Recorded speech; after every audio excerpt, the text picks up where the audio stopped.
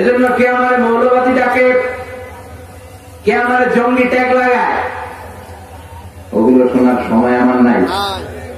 আমার ভালো করে জানা আছে আমি জঙ্গি না, আমি মুজাহিদ।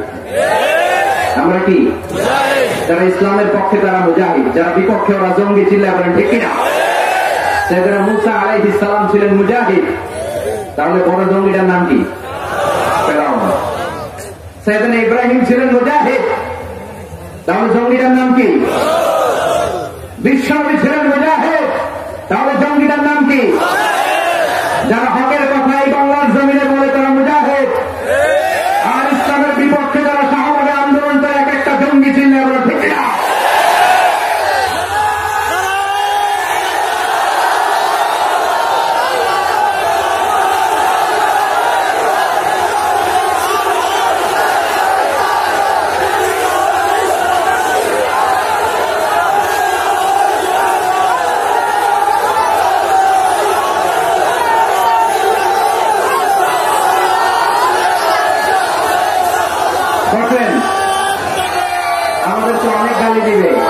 বিশ্বনবী যেখানে গালি থেকে রেহাই পায় না, আমি কোন সলিমতি আর তলিমতি যেরকম ঠিক কিনা?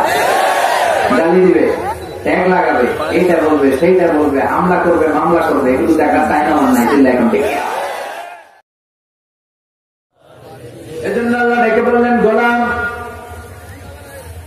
মুমিনুন সম্প্রদায়ের অধিকারী যদি হতে চাও, এই দলের কর্মী যদি হতে চাও, ঈমান আনতে হবে পরিপূর্ণ।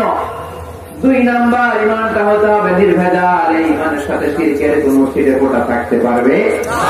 শিরকের বিপরীত হলো তাওহীদ। আমরা সবাই তাওহীদের অনুসারী, জোরে কোন ঠিক কিনা? তাওহীদেরই মুর্শিদ আমার মুহাম্মাদের নাম বলো, মুহাম্মাদের নাম। আল্লাহর নাম জপলে বুঝতে পারি আল্লাহরই কালাম বলো, মুহাম্মাদের নাম। ওই নামেরই রশি ধরে যাই আল্লাহর পথে, ওই নামেরই ভেলায় চড়ে ভাসি নূরের স্রোতে, ওই নামের বাতি জেলে দেখি আরশের মুকাম বলো, মুহাম্মাদের নাম। তাওহীদেরই মুর্শিদ আমার মুহাম্মাদের নাম বলো, মুহাম্মাদের নাম। আল্লাহর নাম জপলে বুঝতে পারি আল্লাহরই কালাম বলো, মুহাম্মাদের নাম। আল্লাহু আকবার। তার মানে ঈমান হতে হবে পরিপূর্ণ। ঈমানের মধ্যে কোনো ভেজাল থাকতে পারবে না, শিরক থাকতে পারবে না। 3 নাম্বার, ঈমান হতে হবে ঈমানের মতো, ঠিক কিনা? যে ঈমান জ্বলে ওঠে আপন শক্তিতে, জ্বলে উঠুন আপন শক্তিতে। একটা কথা আছে এই দেশে, কার স্লোগান এটা? হ্যাঁ, যে ঈমানের প্রয়োজনে জ্বলে ওঠে না, যে ঈমান সত্য নের কথা বলে না, যে ঈমান প্রয়োজনে জ্বলে ওঠে না, যে ঈমান সত্য নের কথা বলে না, যে ঈমান বাস্তবে নাই, যে ঈমান অন্তরে নাই, মুখে শুধু কথা বলি, কি করে তারে বলো ঈমানে বলি, কি করে তারে বলো ঈমানে বলি, কি করে তারে বলো ঈমানে বলি, ঠিক না? যে ঈমান দিন কায়েমের আন্দোলনের ধার ধারে না, যে ঈমান লেবাসধারী কোরআন হাদিস তাও পড়ে না, যে ঈমান খাজার নামে মজার গড়ে ফুরুস কামায়, যে ঈমান শিরকিয়াতের আমল করে ভীত না হয়, যে ঈমান বাস্তবে নাই, যে ঈমান অন্তরে নাই, মুখে শুধু কথার কলি, কি করে তারে বলো ঈমানে বলি, কি করে তারে বলো ঈমানে বলি, কি করে তারে বলো ঈমানে বলি, চিল্লা বলেন ঠিক কিনা? তার মানে ঈমান হতে হবে পরিপূর্ণ, ঈমান হতে হবে নির্ভেজাল, ঈমান হতে হবে ঈমানের মতো, তাহলেই মুমিন হওয়া যাবে। চিল্লা এখন ঠিক কিনা? আসুন আমরা এই সূরার আলোকে দেখি আল্লাহ তাআলা কি কি গুণাবলীর কথা বলেছেন। আল্লাহ শুরু করেছেন قد أفلح المؤمنون successful indeed are the believers الذين هم في صلاتهم خاشعون সফল হয়েছে তারা ঈমান এনেছে যারা কার কথা আল্লাহ রাব্বুল আলামিন বলেন قد أفلح المؤمنون الذين هم في صلاتهم خاشعون সফল হয়েছে তারা ঈমান এনেছে যারা কার কথা আল্লাহ সফল হয়েছে তারা ঈমান এনেছে আমার সাথে সাথে আওয়াজ করে উত্তর করেন সফল হয়েছে কারা আরো জোরে বলতে হবে সবাই সফল হয়েছে কারা ঈমান এনেছে যারা যারা ঈমানদার যারা বিশ্বাসী তারা সফল Who are the successful in life? জীবনে সফল তারা যদি প্রশ্ন করা হয় এক একজনের কাছ থেকে এক এক ধরনের উত্তর পাওয়া যাবে আমরা যদি পৃথিবীতে খেয়াল করে দেখি in terms of wealth and money অর্থের মানদণ্ডে পৃথিবীতে সফল কারা কার বেশি টাকা আছে সে সবচেয়ে বড় সফল এরকম একটা ধারণা আছে না নাই in terms of wealth and money অর্থের মানদণ্ডে বর্তমান পৃথিবীতে সবচেয়ে সফলকে যদি প্রশ্ন করা হয় কার নাম বলবে হ্যাঁ বিল গেটস হ্যাঁ মাইক্রোসফট কোম্পানির ওনার আছে না মাইক্রোসফট কোম্পানির মালিক বিল গেটস সেটা কত টাকার মালিক সে নিজেও জানে না অর্থের মানদণ্ডে যদি বিচার করি আসলেই বিল গেটস বেটা তুই সফল তুই যে টাকা কামিয়েছিস শয়তানও এত টাকা কামাইতে পারে না টাকা কত টাকা নিজেও জানে না বিল গেটস আর কে আছে ওয়ারেন বাফেট অনেক বড় ইকোনমিস্ট অনেক বড় অর্থনীতিবিদ তারও যে কত টাকা সে নিজেও জানে আর কে আছে mark Zuckerberg the owner of Facebook যে ফেসবুক না থাকলে আমার পেটের ভাত হজম হয় না কত টাকার মালিক সে নিজেই জানে না ওয়ালিদ বিন সালাহ ধনকুবের তার একটা বিমান আছে প্রাইভেট জেট যার 70% মেড অফ গোল্ড যে বিমানটা 70% স্বর্ণ দিয়ে বানানো নাউজুবিল্লাহ করবেন না তাহলে in terms of wealth and money অর্থের মানদণ্ডে পৃথিবীতে কারা সফল জিজ্ঞেস করলে এই নামগুলো আমাদের চোখের সামনে ভেসে আসে চিল্লা এখন ঠিক কিনা এবার যদি বলি ইন টার্মস অফ পাওয়ার ক্ষমতার মানদণ্ডে পৃথিবীতে সবচাইতে সফলকে গোটা বিশ্বে বর্তমানে জিজ্ঞেস করলে কার নাম বলবেন Donald Trump the president of United states of America সকালবেলা কি কয় বিকালে বিলে যায় আছে না নাই বিকালে কি কয় সকালে খায় বলা ও দেখতে অনেক বড় মানুষ হয়েছে আসলে লোকটা একটা বাচ্চা মানুষের মতো সাইকিয়াট্রিস্ট যারা মনোবিজ্ঞানী তারা বলেছে আসলে তার ফিজিক্যাল গ্রোথ হয়েছে তার মেন্টাল গ্রোথ হয় নাই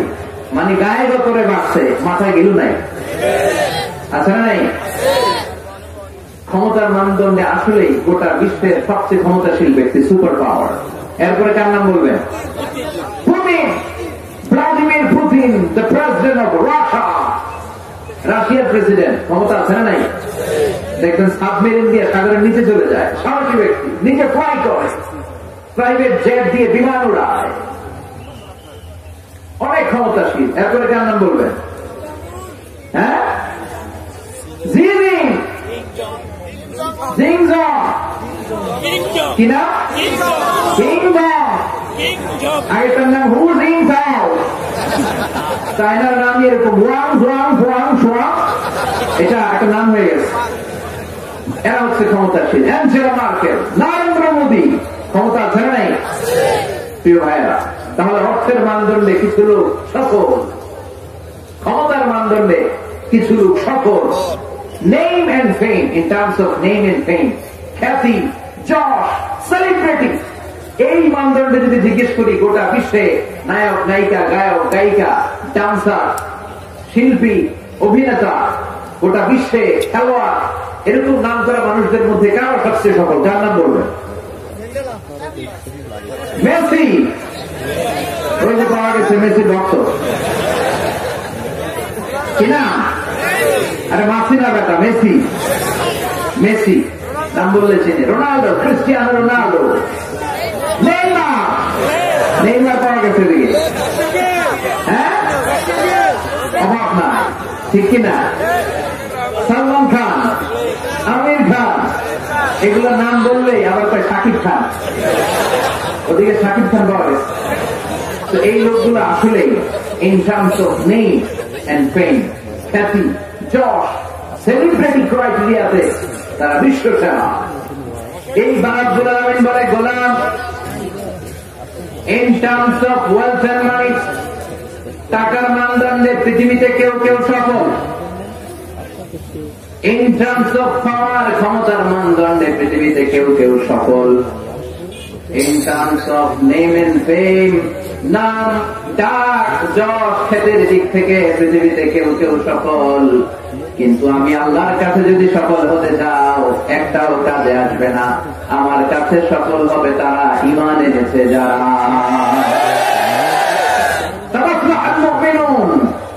الذين هم في صلاتهم خاشعون। টাকার পাহাড়, I don't care, কোনো দাম নাই। যশ, খ্যাতিতে তুমি স্কাই স্ক্রিপার, আকাশচুম্বী, কোনো দাম নাই। ক্ষমতার দাপটে তোর পা জমিনে নামে না, আল্লাহর কাছে কোনো দাম নাই। চিল্লা এখন ঠিক কিনা? আল্লাহর কাছে দাম আছে ঈমান, আল্লাহর কাছে দাম আছে বিশ্বাসে। এজন্য আমরা আল্লাহর দরবারে শুকরিয়া জানাই যে আমরা মুমিন। চিৎকার করে বলেন ঠিক কিনা?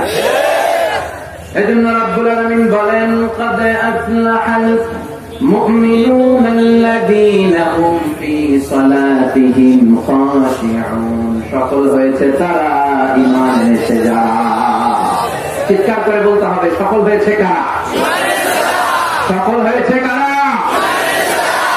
এই সূরাটা নাজিলের একটা ব্যাকগ্রাউন্ড আছে, শানে নুজুল। শুনবেন? মনোযোগ আসতে না গেছে? সাইয়েদনা ওমর ফারুক বিশ্বনবী সহ কিছু সাহাবারা একসাথে বসেছিল। হঠাৎ খেয়াল করে খরগোশের মতো কান দুইটা খাড়া করে শোনেন, তাহলে বুঝতে পারবেন। হঠাৎ সাইয়েদনা ওমর ফারুক দেখলেন মৌমাছির ভনভন ভনভন আওয়াজ দেখা যায়। হাদিসটা এসেছে সুনানে তিরমিজিতে, মুসনাদে আহমদ ইবনে হাম্বলে। বর্ণনাকারী সাইয়েদনা ওমর ফারুক তিনি বলছেন, মৌমাছির ভনভন আওয়াজ দেখতে পেলাম, জানে বায়ে সামনে পেছনে খুঁজে দেখি কোন মৌমাছি নাই। ওমর ফারুক বললেন, আমার আর বুঝতে বাকি রইল না, এটা আসলে মৌমাছি নয়, আকাশ থেকে কোরআনের আয়াত বিশ্বনবীর কলিজার মধ্যে নাযিল করছে কে? অনেকগুলো পদ্ধতিতে বিশ্বনবীর কাছে আল্লাহ ওহী পাঠাতেন। মিসলা সালসালাতিল জারাস, ঘন্টার ধ্বনির ন্যায়। বুখারীর বর্ণনা, দপ্তরি যখন হাই স্কুলের ছুটির জন্য ঘন্টা বাজায়, দমদম আওয়াজ হয়। এই দমদম বিকট আমাদের মতো বিশ্বনবীর কাছে কোরআন নাযিল করত কে? আবার ফিল মানাম, স্বপ্ন যুগে কোরআন দেওয়া হতো। মিন ওয়ারাইল হিজাব, পর্দার অন্তরাল থেকে কোরআন ঢেলে দেওয়া হতো। ইলকা ফি কুলুবি রাসূলিল্লাহ, বিশ্বনবীর অন্তরের ভিতরে কোরআন ঢুকিয়ে দেওয়া হতো। আবার সাইয়েদনা জিবরাইল ওনার নিজ সূরাতে নিজ আকৃতিতে বিশ্বনবীর কাছে এসে কোরআন নাযিল করে দিতেন। সুবহানাল্লাহ। দুইবার বিশ্বনবী ওনার পুরো লাইফে সাইয়েদনা জিবরাইলকে ওনার আসল সূরাতে দেখেছিলেন। এক হচ্ছে হেরা গুহায়, দুই হচ্ছে সিদরাতুল মুনতাহা। আবার সাইয়েদনা জিবরাইল মাঝে মাঝে মানুষের সূরাতে বিশ্বনবীর কাছে কোরআন নিয়ে আসতো। বিশ্বনবী বলতেন, ঘন্টা ধ্বনির মতো যখন কোরআন আসতো, এই কোরআনটা রিসিভ করা আমার জন্য বড্ড কষ্ট হয়ে যেত। এভাবে কোরআন আসলে এটা রিসিভ করতে গেলে মা আয়েশা বলতেন, বিশ্বনবী প্রচন্ড শীতের রাতে ঘেমে ঘেমে একাকার হয়ে যেতেন। আর যখন জিবরাইল মানুষের সূরাতে আসতো, রিসিভ করাটা আমার জন্য সহজ করে দিত কে? আরেকটা মজার সিস্টেমে বিশ্বনবীর কাছে আল্লাহ পাক কোরআন নাযিল করতেন। ওই সিস্টেমটা হলো মিসলা তাওয়িয়া সাউতিন নাহল। জিবরাইলকে দেখা যায় না, ঘন্টার দমদম আওয়াজ নাই, চারদিকে মৌমাছির ভনভন গুনগুন গুনগুন শব্দ দেখা যায়। আসলে গুনগুন শব্দ নয়, কোরআন পাঠায় কে? ওমর ফারুক বললেন, বিশ্বনবীর সাথে আমরা বসা, কাবার সামনে হঠাৎ দেখি ভন ভন ভন মৌমাছির আওয়াজ। জানে ভাই সামনে পেছনে মৌমাছি খুঁজলাম, মৌমাছি নাই। আমি বুঝে গেলাম আসলে এটা মৌমাছি না, আসলে কি? হঠাৎ দেখলাম বিশ্বনবী আমাদের দিক থেকে মুখ ঘুরিয়ে কাবার দিকে বসলেন, চোখটা বন্ধ করে মাথাটা নিচের দিকে করে বিড়ি বিড়ি করে কি যেন রিসিভ করছেন, কি যেন দেখছেন, কি যেন করছেন। হঠাৎ কোরআন রিসিভ হওয়া যখন শেষ হয়ে গেল, বিশ্বনবী আমাদের দিকে চেহারা ঘুরিয়ে আমাদেরকে বললেন, ও সাহাবারা, মুচকি হাসলেন আর বললেন, এইমাত্র রব্বুল আলামিন চমৎকার একটা সূরা আমার উপর নাযিল করেছে কে? এই সূরার 10টা আয়াত রব্বুল আলামিন এইমাত্র আমার উপর নাযিল করলেন। এই 10টা আয়াতের মধ্যে রব্বুল আলামিন মুমিনদের জন্য 7টা গুণের কথা বলেছে। এই 7টা গুণাবলী যদি কোন মুমিন তারা নিজের ব্যক্তিগত জীবনে ধারণ করতে পারে, পিতা মারা গেলে ছেলেরা যেমনি পিতার সম্পদের ওয়ারিস হয়ে যায়, ওই মুমিন বান্দাগুলো জান্নাতুল ফেরদাউসের ওয়ারিস হয়ে যাবে। চিৎকার করে বলতে হবে সুবহানাল্লাহ। আল্লাহ ইরশাদ করছেন, قد أفلح المؤمنون الذين هم في صلاتهم خاشعون. Successful indeed are the believers who offer their 5 times salah with full of solemnity and submission. আওয়াজ করে উত্তর দেন, সফল হলো কারা? আওয়াজ করে বলতে হবে, সফল হয়েছে কারা? ঈমান এনেছে যারা। قد أفلح المؤمنون, মুমিনরা সফল কাম। তবে যেন মুমিন নয়, ওই মুমিনের মধ্যে 7টা কোয়ালিটি থাকা চাই। চিৎকার করে বলেন ভাইরা, কয়টা? এই 7টা গুণাগুলির কথা কি শুনতে মনে চায় না কষ্ট হচ্ছে? শুনবেন শুনবেন, সংক্ষিপ্ত পরিসরে অ্যাড্রেস করলে শুনতে রাজি আছেন তো? 1 নাম্বার, আল্লাযীনা হুম ফি সালাতিহিম খাশিউন। শুরু হয়ে গেছে 1 নাম্বার। মনে রাখতে হবে, I consider this program as a class. আমি মনে করি আমি যখন বক্তৃতা করি আমি ক্লাস নেই, ফলে যারা কথা শুনে তারা আমার শ্রোতা, তারা আমার ছাত্র। কোরআনের ছাত্র হয়ে বাঁচলেও লাভ, মরলেও লাভ। আলহামদুলিল্লাহ করবেন না? 1 নাম্বার গুণ হচ্ছে আল্লাযীনা হুম ফি সালাতিহিম খাশিউন। এমন মুমিন, মুমিনদের বৈশিষ্ট্যগুলির মধ্যে থেকে প্রথম গুণ হচ্ছে তারা তাদের সালাতে খাশিউন, ভীত। অন্তরটা থাকে ভীত। মুমিনের অন্তরের মধ্যে ভয় থাকে একজনের। চিৎকার করে বলতে হবে, তিনি কে? যাদের হৃদয়ে আছে আল্লাহর ভয়, তারা তো পথে ভুলে যায় না।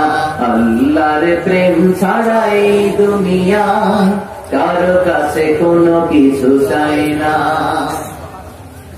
রাতের আধারে যারা সেজদাতে রয়, দু চোখের শ্রুতে নদী যেন বয়। রাতের আধারে যারা সেজদাতে রয়, দু চোখের শ্রুতে নদী যেন বয়। ছলনার হাসানি যতই আসুক, ছলনার হাসানি যতই আসুক, পেছনে ফিরে সে তাকায় না। যাদের হৃদয়ে আছে আল্লাহর ভয়, তারা কবু পথে ভুলে যায় না। আল্লাহর প্রেম ছাড়া এই দুনিয়া কারো কাছে কোনো কিছু চাই না, কারো কাছে কোনো কিছু চাই না। চিল্লায় পড়ে না আল্লাহু আকবার। মুমিন যখন সালাতে দাঁড়ায় তার অন্তরে ভয় থাকে কার? চিল্লায় বলেন কার? এই জন্য ধীরস্থির ভাবে নামাজ পড়তে হবে। রাজি আছেন তো? নামাজের মধ্যে কোনো তাড়াহুড়ো। এই জন্য আল্লাহ বললেন, قد أفلح المؤمنون الذين هم في صلاتهم خاشعون। মুমিনরা সফল কাম, দুনিয়াতেও সফল কাম, আখিরাতেও সফল কাম। ওই মুমিনদের প্রথম গুণ হলো তারা যখন নামাজে দাঁড়ায় তাদের অন্তরের মধ্যে ভয় থাকে কার? নামাজ যখন মুমিন পড়ে শুধু নিজেই মুসল্লি হয় না, মনটারও মুসল্লি বানায়। আল্লাহু আকবার। আমরা শুধু নিজেরা নামাজি হই, মনটারে নামাজি বানাই না। মনটাকেও নামাজি বানাতে হবে, বুঝতে পেরেছেন? আমাদের হাত পা নামাজ পড়ে, আমাদের মাথা রুকু করে, সিজদা করে, আমাদের শরীর নামাজ পড়ে, আমাদের মন নামাজ পড়ে না। আমরা নামাজেও থাকি, আবার বিপিএল এর চিন্তাও আছে না নাই? আমরা নামাজেও থাকি, আবার দোকানপাটের চিন্তাও আছে না নাই? আমরা নামাজেও থাকি, আবার ব্যবসা বাণিজ্যের হিসাবও আছে না নাই? তো শুধু নিজেরা নামাজি হলে চলবে? শুনতেছেন? শুধু নিজেরা, শুধু দেহটা মুসল্লি হলে চলবে? মনটারও মুসল্লি না। নামাজে যখন দাঁড়িয়েছেন মনটা নিয়ে দাঁড়া। এই মনকে আরবিতে বলে কল। কি বলে? কল মানে যেটা বেশি পরিবর্তন হয়, নাড়াচাড়া করে, পৃথিবীতে সবচাইতে বেশি মুভ করে যে জিনিসটা, এটা হচ্ছে কাল মানে মন। ঠিক না? এটা এখন আছে এই জায়গায়, এরপরে চলে গিয়েছে ঢাকা, এরপরে সৌদি আরব, এরপরে আমেরিকা। পাসপোর্ট ভিসা কিছু লাগছে? কথা কন। এটা ছোটে পাগল মন। মন কেন এত কথা বলে আছে না নাই? পাগল মন, মন রে মন কেন এত কথা বলে আছে না নাই? কত কথা লেখে বলে, কত কিছু এটার মধ্যে আসে, আর কোথায় কোথায় যে সে ছুটে বেড়ায় কেউ জানে না। এজন্য এই মনটাকে নামাজি বানাতে হবে। এটাই হচ্ছে আল্লাযীনা হুম ফি সালাতিহিম খাশিউন। সাহাবারা যখন নামাজ পড়তেন, সাহাবারা যখন সফরের মধ্যে মরুভূমির মাঝখানে দাঁড়িয়ে নামাজ পড়তেন, মরুভূমির আকাশের মধ্যে ভেসে বেড়ানো পাখিগুলো আকাশ ছেড়ে দিয়ে সাহাবাদের মাথায় এসে বসে যেত। কারণ পাখিগুলো মনে করতো এগুলো খেজুর গাছ। কি মনে করতো? নোয়াখালীর ভাইয়েরা খেজুর গাছ আছে, খেজুরের রস পাওয়া যায়, পছন্দ করেন? খান তো আপনারা? খেজুর গাছ, খেজুর গাছ মনে করে সাহাবাদের মাথার মধ্যে বসে যেত। সাইয়েদনা আলী রাদিয়াল্লাহু তাআলা আনহুর পায়ের মধ্যে একবার যুদ্ধে তীর ঢুকেছে, জখম হয়েছে ব্যাপক, গোশত ভেদ করে, মাসল ভেদ করে হাড্ডি পর্যন্ত পৌঁছেছে। এই তীর তো আর বের করা যায় না, তা মারলে উনি চিৎকার দিয়ে ওঠে। বিশ্বনবী বললেন, বেলাল আকিমিস সালাহ, নামাজের ইকামত দাও। আরেক সাহাবী বললেন, আমি যখন নামাজের মধ্যে ঢুকে যাব, তুমি নামাজে দাঁড়াবা না, পরে নামাজে শরীক হবা। নামাজের মাঝখান দিয়ে আমার মেয়ের জামাই আলী যেখানে দাঁড়িয়েছে ওই জায়গায় চলে যাবা। আলীর ডান পায়ের মধ্যে দেখবে একটা তীর ঢুকেছে। সে যখন নামাজের মধ্যে থাকে আলীর পা থেকে টেনে টেনে তীরটা বের করে দিবা। বিশ্বনবী নামাজ শুরু করলেন, প্রথম রাকাত শেষ, দ্বিতীয় রাকাতে দাঁড়ালেন। ওই সাহাবী বিশ্বনবীর কথা মতো কাতারের মাঝখান দিয়ে ঢুকে সাইয়েদনা আলী রাদিয়াল্লাহু তাআলা আনহুর পায়ের কাছে চলে গেলেন। দেখলেন মারাত্মক জখম হয়েছে, তীরটা ধরলেন, গায়ে যত জোর ছিল জোরসে টান মেরে তীর বের করলেন। ফিনকে দিয়ে রক্ত বের করলো। সাইয়েদনা আলী টের ভয় নাই। সুবহানাল্লাহ পড়েন। সালাম ফিরে বিশ্বনবী নামাজ শেষ করলেন। সাইয়েদনা আলী দেখে পায়ে তীর নাই, চারদিকে শুধু রক্ত আর রক্তের সয়লাব। দেখে বললেন, ও নবী, আমার পায়ের তীর কোথায়? বিশ্বনবী বললেন, আমার আদেশে আমার এক সাহাবা তোমার পা থেকে তীর বের করেছেন আলী। আমি জানি তুমি যখন নামাজের মুসল্লায় দাঁড়িয়ে যাও দিন দুনিয়ার কোন হুঁশ তোমার থাকে না রে আলী। তুমি যখন নামাজে দাঁড়াও তোমার মনটারে নিয়ে তুমি দাঁড়াও। তোমার মন ডানে ছোটে না, বায়ে ছোটে না, বাড়িতে যায় না, কোথাও যায় না। তোমার মনটা সরাসরি আল্লাহর আরশে উঠে যায়। আল্লাহর আরশে তোমার মন চলে যায়। আল্লাহর দিকে তুমি মনোনিবেশ এমন ভাবে করেছো রে আলী, টান মেরে তোমার পা থেকে যুদ্ধে বিঁধে যাওয়া তীরটা খুলেছে, তুমি টের পাও নাই রে আলী। আল্লাযীনা হুম ফি সালাতিহিম খাশিউন। নামাজের মধ্যে এমন আল্লাহর ভয় পায়, দিন দুনিয়ার কোন হুঁশ তাদের থাকে না। তারা শুধু দেহটা নিয়েই নামাজে দাঁড়ায় না, মনটা নিয়েও নামাজে দাঁড়ায়। চিল্লা এখন ঠিক কিনা? কিন্তু আমাদের তো মন নামাজে থাকে না, মন ধরে রাখা যায় না। পাগল মন, মন কেন এত কথা বলে, মন কেন এত দিকে ছোটে, ঠিক কিনা? এই মনটা নামাজে ধরে রাখার দরকার আছে না? নোয়াখালীর ভাইরা নামাজে মনোযোগ থাকে না, এই সমস্যা আমাদের আছে না? নাই আছে না? আছে না? এটা কখন সমস্যা? মন থাকে না। আমরা কি চাই না আমাদের সালাতটা আমাদের সাথে থাকুক? আমাদের মনটাকে নিয়ে আমরা নামাজ পড়ি। বিশ্বনবী কিছু টিপস শিখিয়েছেন, এই টিপস গুলো শুনতে চান? কিভাবে সালাতের ভিতরে মনোযোগ আয়ন আপনি করবেন, বৃদ্ধি করবেন কিভাবে? 5টা টিপস আপনাদেরকে শোনাবো। কয়টা মনে থাকবে? না খাইয়ে ফেলবেন খেজুরের রসের সাথে? মনে থাকবে তো? টিপস নাম্বার 1, বিষ্ণু বললেন, সল্লু সালাতান মুআদ্দিয়া, বিদায়ী নামাজ পড়ো, আখেরি নামাজ পড়ো। প্রতিটা নামাজের ওয়াক্তের সময় মনে করো, হতে পারে এই নামাজটাই আমার জীবনের শেষ নামাজ। হতে পারে না? কথা কর। আমার ঘড়িতে এখন বাজছে একেবারে বরাবর রাত 11টা। আপনাকে বলা হলো রাত 12টায় আপনাকে পৃথিবী ছেড়ে চলে যেতে হবে। শুনতেছেন? মনোযোগ নাই মনে হয়? স্লোগান দেন, লিল্লাহি তাকবীর। রাত 12টায় আপনাকে চলে যেতে হবে আল্লাহর দরবারে। মালাকুল মউত এসে আপনার রূহ কবজ করে নিয়ে যাবে। এখন বাজে 11টা, উনি আসবেন 12টায়। তো আমার আছে কয় ঘন্টা? জোরে বলেন। বলা হলো 1 ঘন্টায় আপনার জীবনের শেষ সময়, আখেরি সুযোগ। যান 2 রাকাত নামাজ পড়েন। ওই দিনের 2 রাকাত নামাজের মতো কি আমার সারা জীবনের কোন নামাজ হবে? কারণ আমি জানি 1 ঘন্টা পরে এই ক্ষণিকের দুনিয়া ছেড়ে আমাকে চলে যেতে হবে। ওই দিন আপনি এত সুন্দর করে অজু করবেন, জীবনে এত চমৎকার অজু করেন নাই, জোরে কোন ঠিক কিনা? ওই দিন আপনি এত চমৎকার করে জামা পড়বেন, হাতে পায়ের মধ্যে আতর লাগবেন, যায় নামাজে দাঁড়িয়ে আল্লাহু আকবার বলে নামাজ শুরু করবেন। কাঁদতে কাঁদতে আপনি জ্ঞান করবেন, রুকু করবেন, সিজদায় যখন যাবেন, সিজদায় যে কাঁপতে কাঁপতে কাঁপতে কাঁপতে ওই দিন আপনি জায়নামাজটারে চোখের পানি দিয়ে ভিজিয়ে দিবেন, ঠিক কিনা? কারণ আপনি সুনিশ্চিত 1 ঘন্টা পর আপনাকে চলে যেতে হচ্ছে, 1 ঘন্টা পরে আপনাকে চলে যেতে হবে। ওই দিনের সিজদাটা আপনার জীবনের সবচেয়ে শ্রেষ্ঠতম সিজদা হবে, ঠিক কিনা?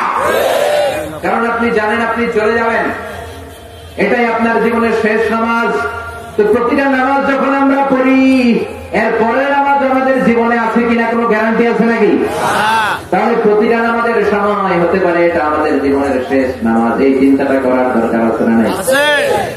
আরো আধা ঘন্টা যে আমরা বেঁচে থাকবো, কেউ গ্যারান্টি দিয়ে হাত তুলতে পারবেন? 10 মিনিট বাঁচবো, গ্যারান্টি আছে?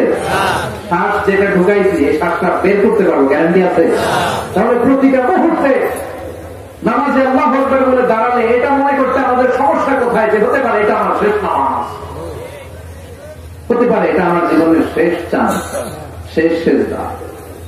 এজন্য বিষ্ণু বলেছেন সল্লু সালাতান মুআদ্দে, পারফর্ম দ্য সালাহ as if this is your last and final prayer। এমন ভাবে নামাজ পড়ো মনে করো এটা হতে পারে তোমার জীবনের শেষ নামাজ। এই চিন্তাটা নিয়ে যদি কেউ নামাজ পড়তে দাঁড়ায়, তার নামাজের মধ্যে আল্লাহর ভয় আসবে না? নামাজে তার শরীরের সাথে মন থাকবে না? Tips number 1। টিপস নাম্বার 2, তা'দীলুল আরকান, নামাজের যে ফরজগুলো আছে এগুলো ধীরস্থির ভাবে আদায় করতে হবে, তাড়াহুড়ো করা যাবে না।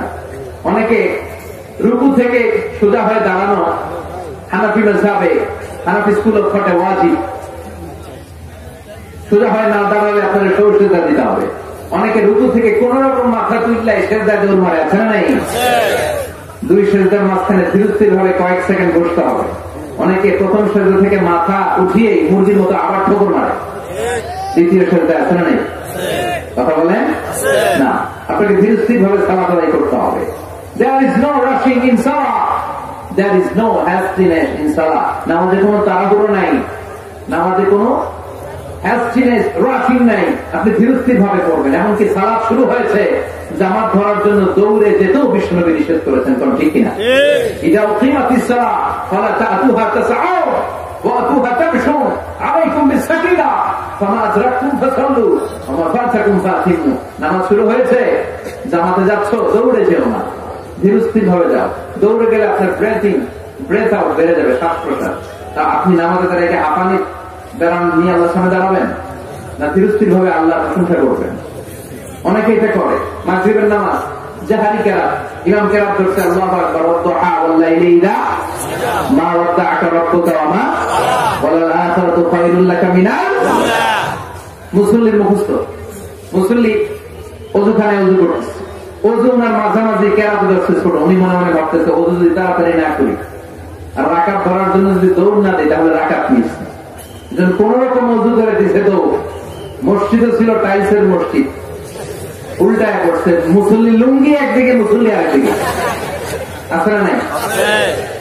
এক মুয়াজ্জিন আমাদের এলাকায়, উনিও দৌড় বাইরা টাইলসের মসজিদে উল্টায় করছে, ঠ্যাং ভাঙ্গা 6 মাস, আছে না নাই?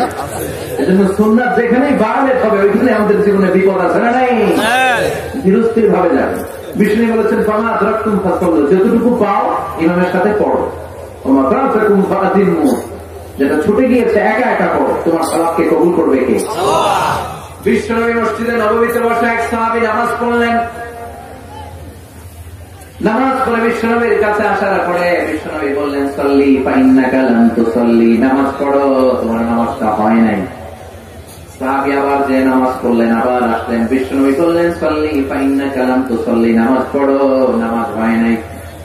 আবার সাহাবী নামাজ পড়ে আসলে বিশ্বনবী বললেন সল্লি ফাইন্নাকা লাম তুসাল্লি, repeat your salah because you didn't offer your salah in a correct way।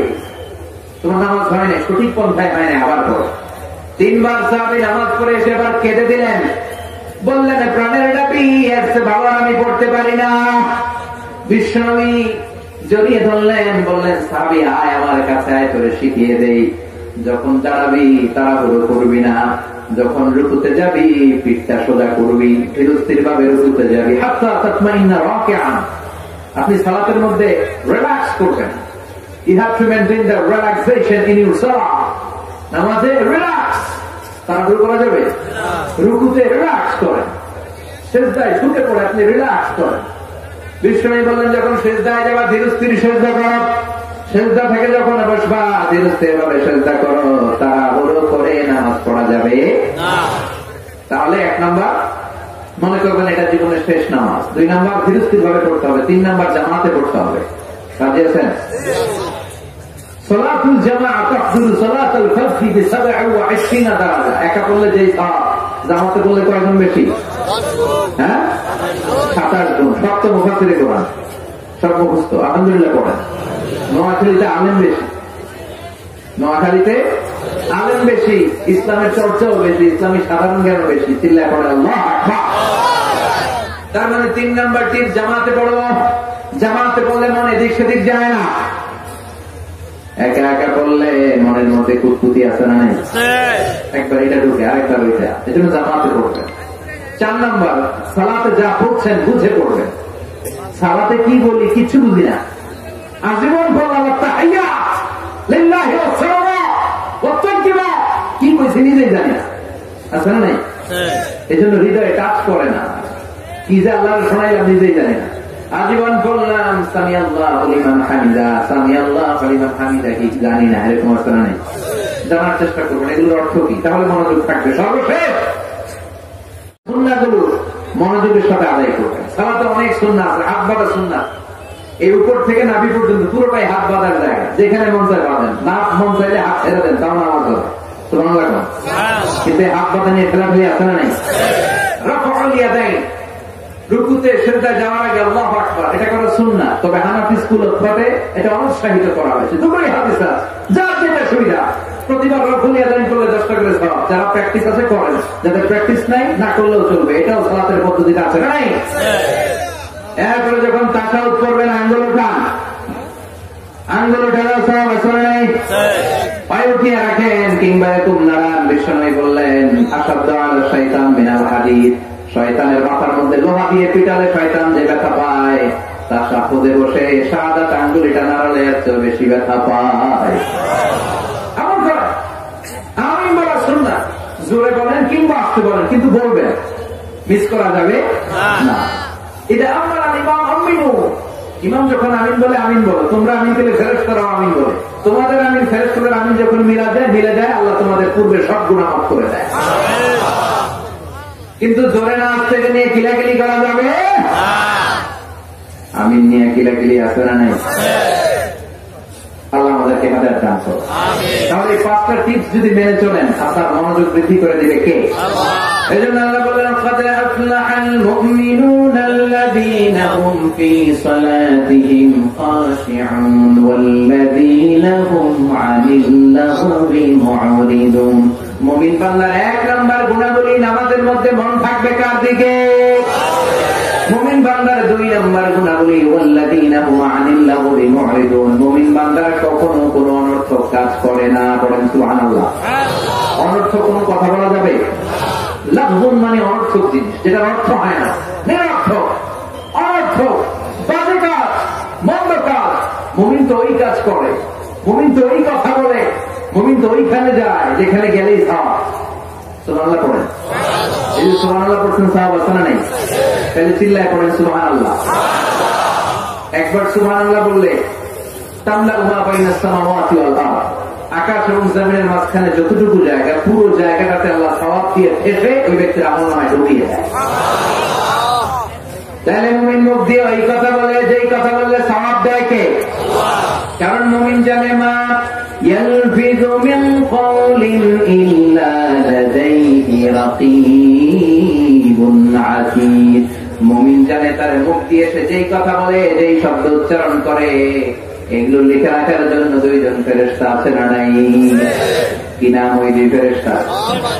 জোরে কোন? আর জোরে। কিরামান কাতিবিনা ইয়ালামুনা মা তাফআলুন।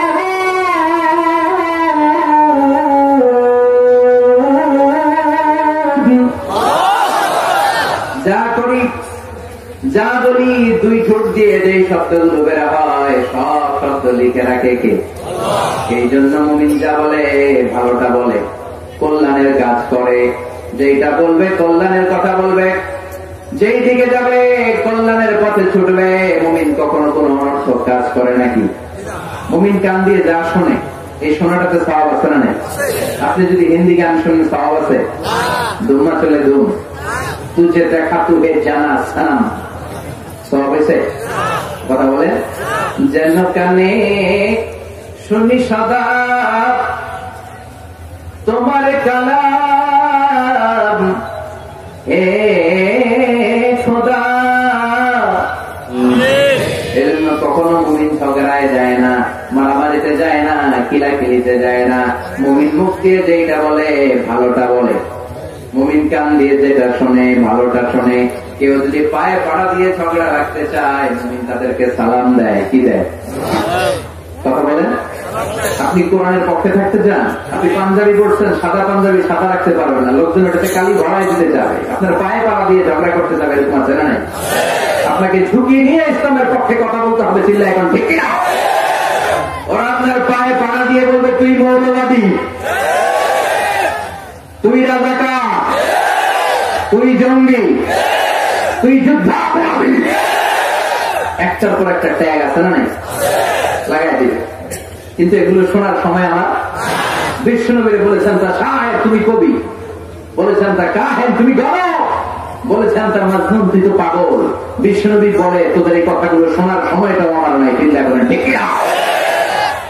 আল্লাহ বললেন ওয়াল্লাযীনা হুম আনিল লাগবি মুরিদুন, মুমিন বান্দারা অনর্থক কাজে যায় না।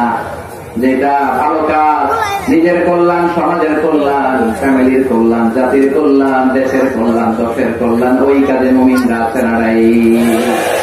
এরপর আল্লাহ বললেন ওয়াল্লাযীনা হুম লিয-যাকাতি ফাঈলুন, মুমিন বান্দারা যখন সম্পদশালী হয়ে যায়, ওই সম্পদ থেকে যাকাত দেয় কার খুশির জন্য? দে যাকাত, দে যাকাত তোরা দে রে যাকাত, তোর দিল খুলবে পরে আগে খুলু খাত। দে যাকাত, দে যাকাত তোরা দে রে যাকাত। ঠিক না? যাকাত খরচ হয়েছে এখানে কার কার? হাত তুলুন দেখি। গাওয়াইছে? হাত তুলেন, দোয়া করবো আপনাদের জন্য। হাত তুলেন। মাশাআল্লাহ। যারা যাকাত দেয়, আল্লাহ তুমি তাদের সম্পদে আরো বারাকা দাও, আমিন। তাদেরকে আরো বড় বিজনেস ম্যাগনেট বানিয়ে দাও, আমিন। এদের মাধ্যমে ইসলামকে তুমি আরো কবুল করে নাও, আমিন। কাজগুলোকে আরো বুলন্দ করে দাও। আল্লাহ বললেন মুমিন মুমিন বলে মুখে ফেনা চললে তুই মুমিন হবে না। তোর নামাজে মন থাকতে হবে, আজে বাজে কাজে তুই যেতে পারবি না। আমি যখন তোকে সম্পদশালী বানিয়ে দেব, এই সম্পদ থেকে গরিবদেরকে তাদের হক তোদের বুঝিয়ে দিতে হবে। যেরকম ঠিক কিনা? আল্লাহ বলেন তুই যাকাত দিবি না কেন? এই টাকার মালিক তো তুই না, এই টাকা তোরে দিছে কে? তুই তো দিবি না, আমি দিচ্ছি এই টাকা। আমি তোরে রিজিক হিসেবে যা দিয়েছি, অর্থটা দেখেন, আমি তোমাদেরকে রিজিক থেকে যা দিয়েছি ওইখান থেকে দাও। যাকাত দিলে তোমার সম্পদে বরকত দিবে কে? ইসলাম চায় রাস্তার একদিকে গাছতলা, আরেকদিকে পাঁচতলা, এই সিস্টেম পৃথিবীর জমিনে থাকতে পারবে না। চিল্লা এখন ঠিক কিনা? তোমার সম্পদে গরিব, দুস্থ, নিগৃহীত মানুষের অধিকার আছে না নাই? আমি যদি ধনী হই, যাকাত দেয় আমার জন্য কি কথা হয় না? আর যারা আমার এলাকায় গরিব আছে, ওর জন্য কি যাকাতের টাকা নেওয়া খরচ? ও যদি আমি যাকাতের টাকা নেব না, না খাইয়া থাকবো, রোজা রাখবো, হইতে পারে না? ওর জন্য কিন্তু যাকাতের টাকা নেওয়া খরচ না, আমার পৌঁছে দেওয়া খরচ। তার মানে আমি যাকাতের টাকা দিয়ে ওর প্রতি কোনো করুণা করি নাই, কোনো দয়া দেখাই নাই, বরং ও আমার থেকে যাকাত নিয়ে আমার খরচ কাজটা আমলের সুযোগ আমারে করে দিয়ে আমারে দয়া করছে। কথা বলেন? এই জন্য খরচ হওয়ার সাথে সাথে যাকাত আদায় দরকার আছে না নেই? والذين يكنزون الذهب والفضة ولا ينفقونها في سبيل الله فبشرهم بعذاب أليم। সম্পদ হয়েছে, ব্যাংক ব্যালেন্স আছে, এফডিআর আছে, সঞ্চয়পত্র আছে, প্রাইস বন্ড আছে, ফ্ল্যাট আছে, গাড়ি আছে, বাড়ি আছে, মাল্টিন্যাশনাল কোম্পানি আছে, এরপর যাকাত দেয় না, এগুলো জমিয়ে রাখে। বিশ্বনবীকে আল্লাহ বলেন ওদেরকে, ওই টাকাদেরকে তুমি কঠিন আযাবের সুসংবাদ দাও। বলেন তো আযাবে কি সুসংবাদ হয় না দুঃসংবাদ? এখানে আল্লাহ সুসংবাদ বললেন কেন? আল্লাহ বললেন এই জন্য শাস্তিটা সাধারণ শাস্তি না, এটা ভয়ানক শাস্তি, এটা ডেঞ্জারাস শাস্তি। পরীক্ষায় ছেলে একটা সাবজেক্টে ফেল করেছে, মা বলে বাবা ইংরেজি পরীক্ষায় ফেল করছো, তোর বাপে আসলে এমন মাইট দিব, মাইট দিলে মজা টের পাবে। অমিয়া মাইট দিলে কি মজা লাগে না ব্যথা লাগে? তো মা তো বলা দরকার ছিল ব্যথা টের পাবি, কিন্তু কইছে কি মজা টের পাবি। তার মানে মাইটটা যে করা হবে, মাইটটা বড় ডেঞ্জারাস হবে, ডেঞ্জারাস। লোহার খুন্তি 1000 বছর জাহান্নামের আগুনে জ্বালিয়ে 3 জায়গায় ছেঁকা দেওয়া হবে, একটা কপালে, একটা 2 পাঁজরে, আর একটা পিঠের মধ্যে। আল্লাহ আযাব থেকে তুমি আমাদের বাঁচাও। আবার বিষ্ণু বললেন সুজাআন আকা, সাপ, অ্যানাকোন্ডা, পাইথনের মতো ভয়ঙ্কর সাপ, যে সাপের মাথায় কোনো চুল নাই, পৃথিবীর সাপের মতো নয়, এর চাইতো অনেক অনেক বেশি ভয়ঙ্কর হবে সে সাপ। পা থেকে পেঁচিয়ে কোমর, কোমর থেকে পেঁচিয়ে গলা, গলা থেকে পেঁচিয়ে চোখের সামনে এসে বলবে আনা মাল, আনা কানজুক, আমি তোর ব্যাংক ব্যালেন্স, আমি তোর টাকা, আমি তোর এফডিআর, আমি তোর সঞ্চয় পত্র, আজকে আমারে খা, আজকে আমারে। আজকে কি সাপ ওরে খাবে না ওর খাবে? খাবে। সাপের এক একটা ছোড়ে তার পুরো দেহটা পয়জনাস হয়ে, ভেনামাস হয়ে, বিষাক্ত হয়ে জামিনের ভেতরে 70 হাত কেটে যাবে। এজন্য আল্লাহ বললেন গোলাম ওয়াল্লাযীনা হুম লিযাকাতি ফাঈলুন, মুমিন বলে যদি নিজেদেরকে দাবি করতে চাও, 3 নাম্বার গুনাহ যাকাত দিয়ে দাও। যাকাত আল্লাহ ফরজ করেছেন সমাজ থেকে দারিদ্রতা বিমোচনের জন্য। 10 টাকার নোট 500 জনের লাইন ধরে 10 টাকা দিয়ে দেয়, এটা কি যাকাত দেওয়া হলো না ডাকাতি হলো? এটা যাকাত দেওয়ার সিস্টেম নয়। আপনি 10,000 লোককে দিতে হবে না, আপনি 10টা লোককে দেন, 5টা দেন বা 3 জনকে দেন, কিন্তু কর্মসংস্থানের ব্যবস্থা করে দেন। এমন কিছু করে দেন যেটা দিয়ে কিছু করে টোরে সে খেতে পারে, ফ্যামিলিটারে চালাতে পারে, আর কোথাও যেন যাকাতের জন্য হাত পাতা না লাগে। চিল্লাই কোন ঠিক কিনা? আপনি যদি দেখেন লোকটা গায়ে গোতরে অনেক শক্তিশালী, একটা সিএনজি কিনে দেন না, ও সিএনজি চালায়া, অটো রিক্সা চালায়া ফ্যামিলিটারে চালাইতে পারবে না। একটা গাভী কিনে দেন না, গাভীর দুধ বিক্রি করে ফ্যামিলিটা চালাইতে পারবে না। একটা টঙের চায়ের দোকান করে দেন, চা দোকান আছে দিকে, বেশি পয়সা লাগে চায়ের দোকান বানাই দিতে, অল্প কিছু পয়সা লাগে, একটা ফ্লেক্সি লোডের দোকান দিয়ে বসায় দেন, ও আর কারোর কাছে টাকা চাইবে না। এটা হচ্ছে যাকাত দেওয়ার সিস্টেম। এই সব পদ্ধতি ভুলে গিয়ে পত্রিকা অ্যানাউন্সমেন্ট দিয়ে দেয়, অমুক এলাকার শিল্পপতি অমুক দিন অমুক জায়গায় যাকাতের শাড়ি দিবে, তোর বউরে দেবে ওই শাড়ি, তোর শাশুড়িরে দেবে ওই শাড়ি, ওই শাড়ি পরিয়ে রাস্তায় বের কর।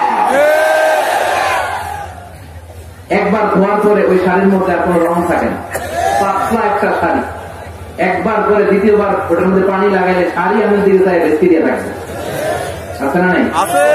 এটা শাড়ি না মশারির কাপড় কেউ জানে না, আছে না নাই? যাকাতের শাড়ি, যাকাতের লুঙ্গি বলতে ইসলামে কোন সিস্টেম নাই। ওমর ফারুক বলতেন এমন ভাবে যাকাত দাও যাতে কখনো ওই লোকটার অন্য জায়গায় যাকাতের লাইনে দাঁড়ানো না লাগে। আবার এই যাকাতের শাড়ি আনতে যে, যাকাতের লুঙ্গি আনতে যে, ধাক্কা ধাক্কি আর মারামারিতে অনেক লোক পদপৃষ্ট হয়ে দুনিয়া থেকে বিদায় হয়েছে, কোন ঠিক কিনা? শিল্পপতি তো ঠ্যাং ভেঙে আল্লাহ করে সাহায্য করবে, চিল্লায় কোন ঠিক কিনা? এই যতগুলো লোক মারা গিয়েছে তোমার মেহমান হয়ে এসেছিল তারা যাকাত নিতে, 9 জন বা 11 জন একবার এক টাইমে 9 জন মহিলা মারা গিয়েছে শাড়ি আনতে যায়। কিয়ামতের দিন ওই ডাকাতের হিসাব আছে না নাই? আছে। এজন্য ওয়াল্লাযীনা হুম লিযাকাতি ফাঈলুন, বিজনেস ম্যাগনেট যারা, তারা যাকাত এইভাবে দেয় না, তারা খুঁজে খুঁজে নিজের ফরজ আদায়ের জন্য দারিদ্রতা বিমোচন করতে যে যাকাত আদায় করে, চিল্লায় বলেন ঠিক কিনা? এরপর আল্লাহ বললেন ওয়াল্লাযীনা হুম লিফুরুজিহিম হাফিজুন। 4 নাম্বার রুম শেষ হয়ে আসতেছে, মনোযোগ আছে তো? আর কয়েক মিনিট লাগবে, থাকবেন তো? কথা বসা করবেন না তো? আল্লাহ বললেন 4 নাম্বার ওয়াল্লাযীনা হুম লিফুরুজিহিম হাফিজুন, মুমিন বান্দারা তাদের প্রাইভেটকে হেফাজত করে, লজ্জাস্থানের হেফাজত করে। স্ত্রী ছাড়া বিবাহ বহির্ভূত কোন সম্পর্কে, পরকীয়ার মতো জঘন্য কোন সম্পর্কে মুমিন জড়াতে পারে না। মুমিন তাদের লজ্জাস্থানকে হেফাজত করে কার ভয়ে? লজ্জাস্থান হেফাজত করার প্রথম স্টেপ হচ্ছে নজরের হেফাজত, ঠিক কিনা? আমরা কি নজরের হেফাজত করতে পারি? কথা বলেন। আমাদেরকে বলা হয় ধর্ষণ করো না, রাষ্ট্রীয় স্লোগান ধর্ষণ করো না, কিন্তু ধর্ষণের যত উপাদান পুরো সমাজের মধ্যে আছে না নাই? মেয়েদেরকে উলঙ্গ করে উপস্থাপন করা হয়। বিলবোর্ডে মেয়ে, সিনেমার শুটিং এর মধ্যে ধর্ষণের শুটিং এই বাংলার জমিনে আছে না নাই? পত্র পত্রিকায় রূপালী পর্দার নায়িকাদের আফলাকের ছবি, খবর দেখতে যাও, খবর দেখার সুযোগ নাই, সেখানে নারীকে বিজ্ঞাপনের পণ্য ভোগের সামগ্রী করে উপস্থাপন করা হয়। চারদিকে ধর্ষণের সব উপাদান সমাপ্ত, আর জাতীয়ভাবে ভাষণ দেয় ধর্ষণ করিস না। এক একটা ছেলে এই দেশের ম্যাচিউর হয় 14 থেকে 16 বছর বয়সে, আর ওরে বলা হয় নিজের পায়ে দাঁড়া, নিজের পায়ে দাঁড়া, নিজের পায়ে দাঁড়া, বলতে বলতে বিয়ে করে 32 বছর বয়সে।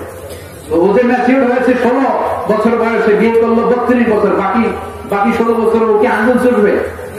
কথা বলেন, কথা বলেন। ওরে বলা হয় তুই 32 বছর বয়সে বিয়ে করবি, তুই নিজের পায়ে দাঁড়া। এতদিন ও কার পায়ে দাঁড়াইছিস? আপনার পায়ে।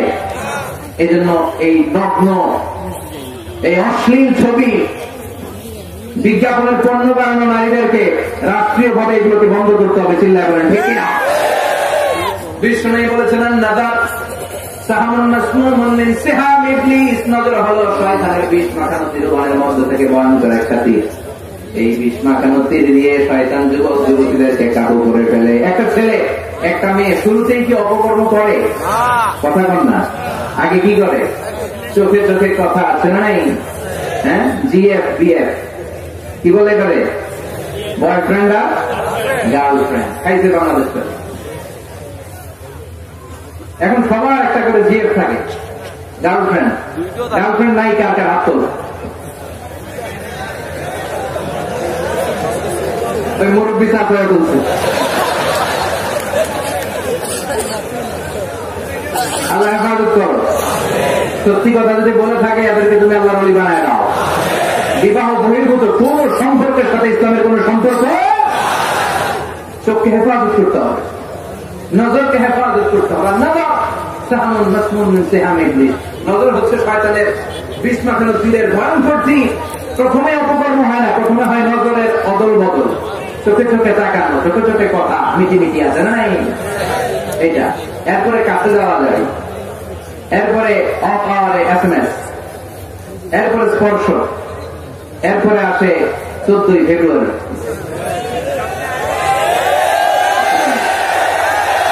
বিশ্ব ভালোবাসা, বিশ্ব বেহায়াপনার একটা দিন, বিশ্ব গজবের একটা দিন, কুলাঙ্গারদের কর্মকাণ্ডের একটা দিন। চিল্লায় বলো ঠিক না? বিয়ে ছাড়া কোন সম্পর্ককে ইসলাম লাভ করে না। এজন্য অল্প বয়সে বিয়ে করো, ম্যাচিউর হইলেও বিয়ে করো। ছেলের বাপ, মেয়ের বাপ যারা আছেন বিয়েটাকে সহজ করে দেন। অল্প পয়সার জন্য ছেলেরা বিয়ে করতে পারে। ওই ইন্টারমিডিয়েটে পরে ও টিউশনি করে 500 টাকা পায়, 1000 টাকা মোহর দিয়ে বিয়ে করে বউ নিয়ে আসে। ঠিক কিনা? আল্লাহ তুমি বুঝার তৌফিক দাও। বিয়েটা যেন এই দেশে সহজ হয়, তুমি তৌফিক দাও। ইসলাম বলে তুমি ভালোবাসা বিনিময় করবা বিয়ের পরে। স্ত্রীর সাথে তুমি যে রাত্রিবেলা এক কম্বলের নিচে শুয়ে থাকো, ওই প্রতিটা মুহূর্তে তোমার আমলনামা সওয়াব দিয়ে ভরে দেয় কে? স্ত্রীকে ভালোবাসার গান শোনালে সওয়াব আছে না নাই? কক্সবাজারে বেড়াতে নিলে সওয়াব আছে না নাই? তোমারে লেগেছে এত যে ভালো, চাঁদ বুঝি তা জানি, রাতের আধারে ধূসর হয়ে তাই সে আমারে টানে, চাঁদ বুঝি তা জানে। ঠিক কিনা? এটা আজকে যে বাড়িতে শোনাবেন, শোনাবেন না? মুরব্বীরা কয় না, শোনাইতাম না, আগে শোনায় ফেলাইছি সব। স্ত্রীর সাথে ভালোবাসার বিনিময় করলে সম্পর্ক আল্লাহ শক্তিশালী করে দেয়, মজবুত করে দেয়। আপনার হাত স্ত্রীর হাতের সাথে মিলালে 2 হাতের সগীরা গুনাহ মাফ করে কে? আল্লাহ। স্ত্রীর জন্য যে খরচ দেন, টাকা দেন, এটাও সবটা দেওয়া সব। চিল্লায় বলেন আল্লাহু আকবার। এরপর আল্লাহ বললেন ওয়াল্লাযীনা হুম লিআমানাতিহিম ওয়া আহাদিহিম রাউন। 5 নাম্বার আর 6 নাম্বার গুণাবলীর জন্য আল্লাহ 2টা আয়াত ব্যবহার করেন নাই, এক আয়াতে মেরে দিতে। সুবহানাল্লাহ পড়েন। মুমিন বান্দার 5 নাম্বার গুণ, মুমিন বান্দা আমানতের হেফাজত করে। মুমিন বান্দার 6 নাম্বার গুণ, মুমিন বান্দার প্রতিশ্রুতি দিলে প্রতিশ্রুতি রাখে। প্রতিশ্রুতি দিলে রাখার দরকার আছে না নাই? আপনার কাছে আমানত দিয়ে গেলে হেফাজতের দরকার আছে না নাই? ট্রাস্ট অর্থিনেস, এটা বলে আমানত। বিশ্বনবী ছিলেন সাদিক আল আমিন, মক্কার সবচেয়ে বড় বিশ্বাসী লোক। লোকজন মক্কার বিশ্বনবীর বিরোধী পার্টিরা দল করতো আবু জাহেলের, উতবা, সাইবা, কিন্তু আমানত রাখলে আবু জাহেলের কাছে না রেখে বিশ্বনবীর বাড়িতে রেখে যেত। ইন্টারেস্টিং না? সুবহানাল্লাহ করবেন না? এজন্য আল্লাহ বললেন ইন্নাল্লাহা ইয়া'মুরুকুম আন তু'আদ্দুল আমানাতি ইলা আহলিহা। আল্লাহ আদেশ করেছেন তোমার কাছে যে আমানত আছে, আমানতের যে হকদার, হকদারের কাছে আমানত পৌঁছে দাও।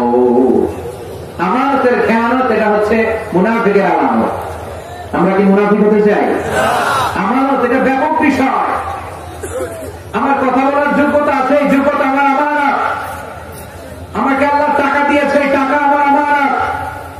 আমাকে আল্লাহ ক্ষমতা দিয়েছে, আমাকে আমি প্রভাবশালী, আমি চাইলেই সমাজটা সুন্দর করতে পারি। এই ক্ষমতাটা, এই ব্যক্তিত্ব, এই পার্সোনালিটি, এটা আমার আমানত। আমার স্ত্রী আমার কাছে আমানত, আমার সন্তান আমার কাছে আমানত।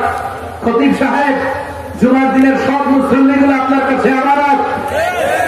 চেয়ারম্যান সাহেব, পুরো ইউনিয়ন পরিষদ করে ঠিক করে দেয় আপনার কাছে আমানত।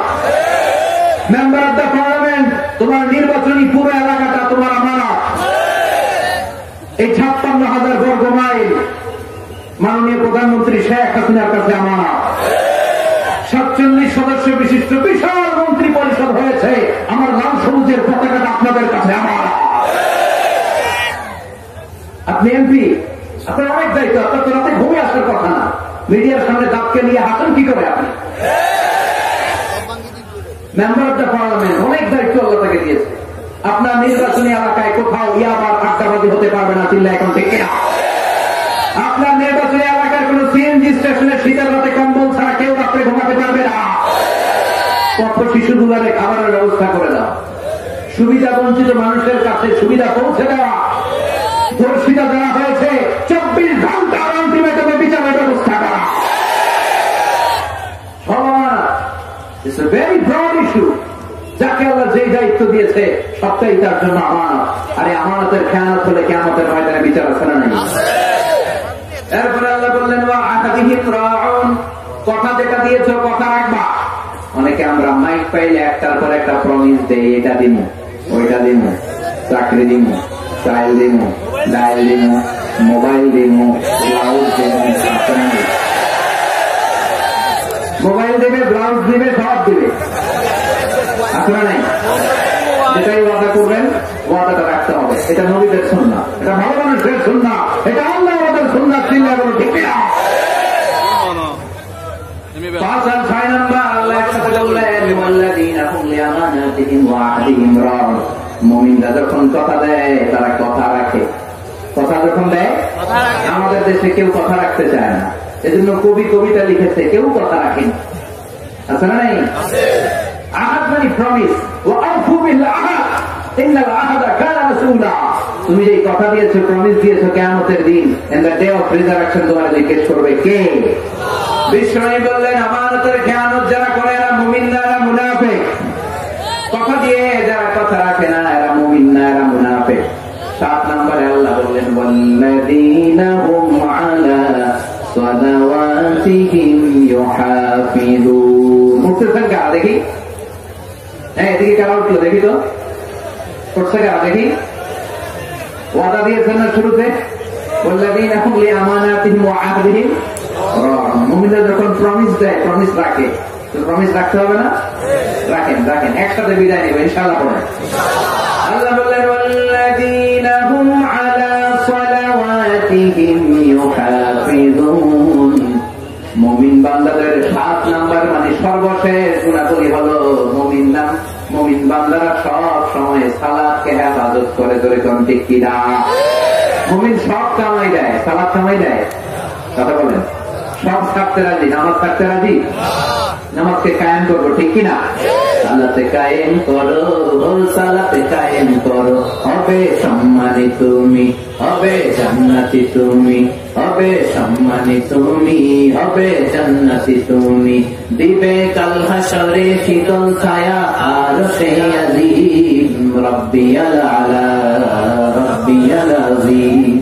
রাব্বিয়াল আলা রাব্বিয়াল আযীম। সুবহানাল্লাহ পড়ে মুমিন বান্দারা নামাজ কামাই করে না। আল্লাহ বললেন হাফিজু আলাস সালাওয়াত ওয়াস সালাতিল উসতা ওয়া কুমু লিল্লাহি কানিতিন। এই উম্মতে এত বৈশিষ্ট্য, এত মর্যাদা আল্লাহ দিয়েছে, অন্য উম্মতরা মসজিদ ছাড়া নামাজ পড়তে পারতো না, কিন্তু আমরা মসজিদে পড়লে যেমনি কবুল হয়, রাস্তায় পড়লেও কবুল করে কে? বাজারে পড়লে কবুল করবে কে? মাঠে পড়লে কবুল করবে কে? জীবনের মধ্যে নামাজের সুযোগ আছে না নাই?